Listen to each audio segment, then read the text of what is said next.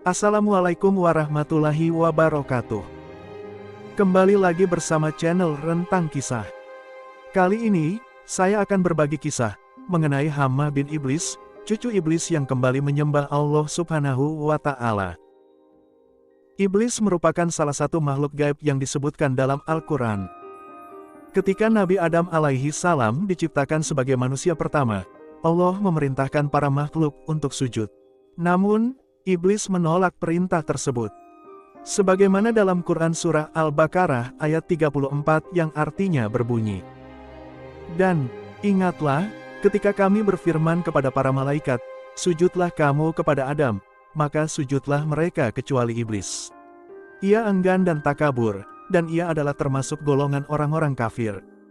Disinilah awal mula pembangkangan yang Iblis lakukan kepada Allah Subhanahu wa Ta'ala, sehingga ia keluar dari rahmat Allah, dan diusir dari surga. Namun, ada sebuah riwayat yang menceritakan, bahwasanya ada satu keturunan iblis, yang akhirnya bertobat dan kembali menyembah Allah. Riwayat itu berasal dari Abu Nuaim dan Al-Baihaqi dari Umar radhiyallahu anhu, sebagaimana dikutip dari buku Berbuat Dosa Tapi Masuk Surga, karya Muhammad Akram. Umar radhiyallahu anhu mengatakan, "Ketika kami sedang duduk bersama Rasulullah Shallallahu Alaihi Wasallam di suatu tempat di Gunung Tihamah, tiba-tiba muncul salah seorang lelaki tua sambil memegang tongkat. Dia kemudian mengucapkan salam kepada Rasulullah. Rasulullah bertanya, 'Siapa engkau?' Dia menjawab, 'Aku Hammah bin Hayyim bin Luqais bin Iblis.' 'Engkau dan Iblis berjarak hanya 2 keturunan. Berapa lama waktu yang engkau lalui antara 2 jarak itu?' tanya Rasulullah. Hammah menjawab, 'Usia dunia ini sudah hampir punah kecuali tinggal sedikit lagi saja. Pada malam ketika Kabil membunuh Habil, aku masih kanak-kanak. Meskipun demikian, aku sudah diperbolehkan merusak makanan, dan memutuskan hubungan perkawinan.'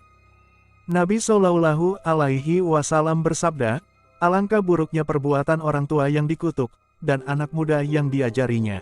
Hammah pun menjawab, 'Janganlah engkau sebutkan hal itu lagi, ya Rasulullah, karena sesungguhnya aku sudah bertobat.' Hammah juga mengatakan, 'Aku pernah bersama Nabi Nuh di masjidnya, dan bersama beberapa orang yang beriman dari kaumnya. Dan aku juga mencela cara beliau menyampaikan dakwah kepada kaumnya, sehingga dia pun menangis dan aku juga turut menangis. Aku juga termasuk orang yang menyesal atas perbuatan itu, dan aku berlindung kepada Allah agar tidak termasuk orang-orang yang jahil.' Lanjutnya, ia juga mengatakan kepada Nabi Nuh, 'Wahai Nuh, aku termasuk orang yang bersahabat dengan pembunuhan yang dilakukan Kabil, yang menumpahkan darah orang yang berbahagia, dan mati syahid dari anak Adam. Apakah menurutmu tobatku masih dapat diterima?' Nabi Nuh alaihi salam menjawab, 'Wahai Hammah, berhasratlah terhadap kebaikan, dan lakukanlah ia sebelum muncul penyesalan dan kerugian. Sesungguhnya aku telah membaca apa yang diturunkan Allah kepadaku, dan tidak ada seorang hamba pun yang bertobat kepada Allah, melainkan Allah Subhanahu wa Ta'ala akan menerima taubatnya. Oleh karena itu, ambillah air wudhu dan bersujudlah 2 kali untuk sholat.' Iblis tersebut terus melaksanakan apa yang telah diperintahkan kepadanya. Ketika ia bersujud, Nabi Nuh menyeru padanya, 'Angkatlah kepalamu. Karena sesungguhnya taubat bagimu sudah turun dari langit.' Namun, ia tidak menghiraukannya, dan senantiasa bersujud kepada Allah. Ia juga menceritakan, pernah bersama Nabi Hud alaihi salam dan bersama mereka yang beriman kepadanya.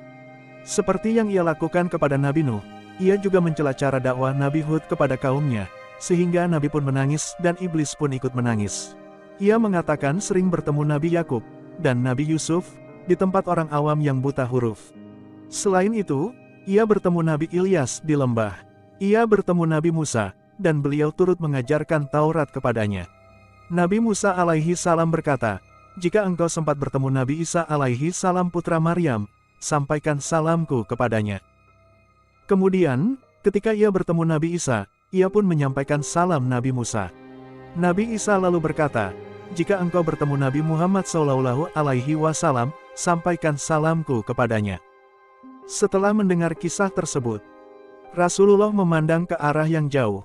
Kemudian beliau menangis dan berkata, 'Salam atas Nabi Isa alaihi salam, selagi dunia masih ada, dan salam atasmu wahai Hammah, di atas amanah yang telah engkau sampaikan."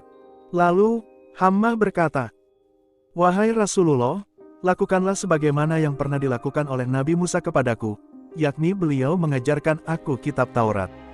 Kemudian, Rasulullah pun membacakannya surah Al-Waqiah, Al-Mursalat, An-Naba, At-Ta'wir dan Muawizatain yakni surah Anas dan Al-Falaq, serta surah Al-Ikhlas.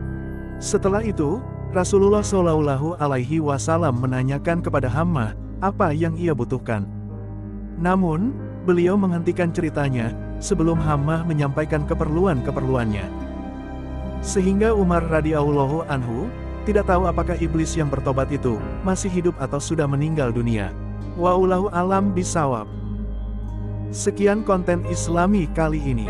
Nantikan konten Islami menarik lainnya hanya di channel Rentang Kisah. Jangan lupa subscribe, like, komen dan share video ini, ya, teman-teman. Terima kasih. Wassalamualaikum warahmatullahi wabarakatuh.